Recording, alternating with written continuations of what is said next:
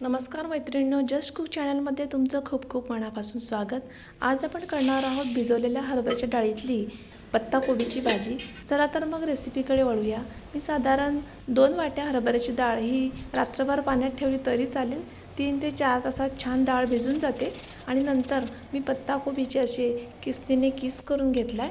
आणि नंतर ही सगळी भिजलेली हरभऱ्याची डाळ होती ती छान मी मिक्सरला वाटून घेणार आहे, थोडं थोडं पाणी घालून। ही भाजी खूप छान लागते, तुम्ही एकदा नक्की करून बघा। हरभऱ्याच्या डाळीत अख्ख्या डाळी शिजवल्यापेक्षा ही अशी बनवून जर केली तर खूप छान लागते। नंतर मी यामधलं सगळं बॅटर पत्ताकोबीमध्ये मिक्स करून घेणार आहे। यातली आपण अर्धीच पत्ताकोबी वापरणार आहोत आणि अर्धी नंतर वरून भाजीत टाकणार आहोत। नंतर मी थोड्या लसणाच्या पाकळ्या, 4-5 हिरव्या मिरच्या आणि थोडं अद्रक घेतलं आहे आणि थोड्या कोथिंबीरीच्या काड्या हे छान पाणी घालून मिक्सरला वाटून घेणार आहे। यानंतर आपण या भाजीसाठी एक कांदा घेतला आहे आणि तो सुद्धा छान असा मस्त बारीक चिरून घ्यायचा आहे। भिजलेल्या हरभऱ्याच्या डाळीत भरपूर प्रमाणात प्रोटीन असतं, म्हणून तुम्ही भाजी नक्की करून बघा। आता आपला कांदा सुद्धा चिरून झाला आहे। नंतर खलबत्त्यामध्ये मी 1 चमचा सोप, 1 चमचा धणे आणि 1 चमचा जिरं असं छान असं कुटून घेणार आहे जाडसर। आणि यानंतर एका चाळणीला असं तेल लावून त्यामध्ये पत्ताकोबी यातली आपण अर्धी बाजूला काढून घेऊया आणि छान ही अर्धी भाजी आणि हे सारण छान असं एकत्र करून घेऊयात। यामध्ये मी चवीपुरतं मीठ घालणार आहे, साधारण 2 चमचे। आणि यानंतर जिरे पावडर घातली आहे मी साधारण 2 चमचे आणि छान असं मिक्स करून घेणार आहे। थोडं तिखट घालणार आहे, लाल तिखट मी।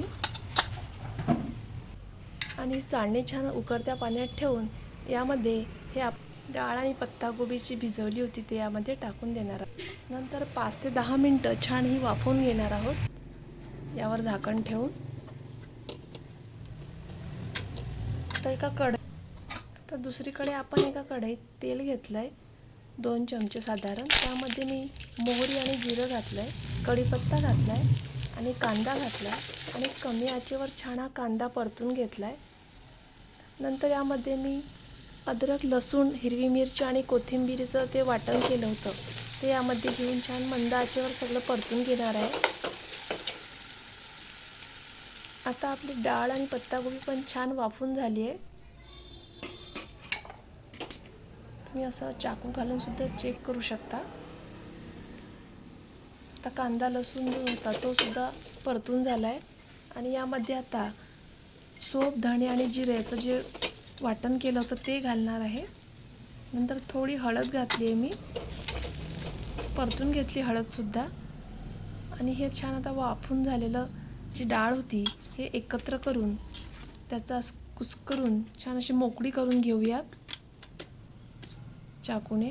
आणि नंतर ही डाळ आणि पालक या कांद्यामध्ये घालून छान परतून घेऊया। तर मस्त याला एक वाफ येऊ द्यायची आहे। किती छान रंग आला आहे, चवीला सुद्धा खूप छान लागते। सोप आणि धण्यामुळे खूप छान चव येते या भाजीला, तुम्ही नक्की करून बघा। आणि जस्ट कुक चॅनलला सबस्क्राईब करायला विसरू नका। आता जी शिल्लक राहिलेली पत्ताकोबी होती ती अशी वरून टाकणार आहोत आणि तयार झाली आहे आपली मस्त अशी चना डाळ पत्ताकोबी। तुम्हाला व्हिडिओ आवडल्यास शेअर करायला विसरू नका आणि भाजी कशी झाली ते मला कमेंट्समध्ये नक्की सांगा। तोपर्यंत नमस्कार।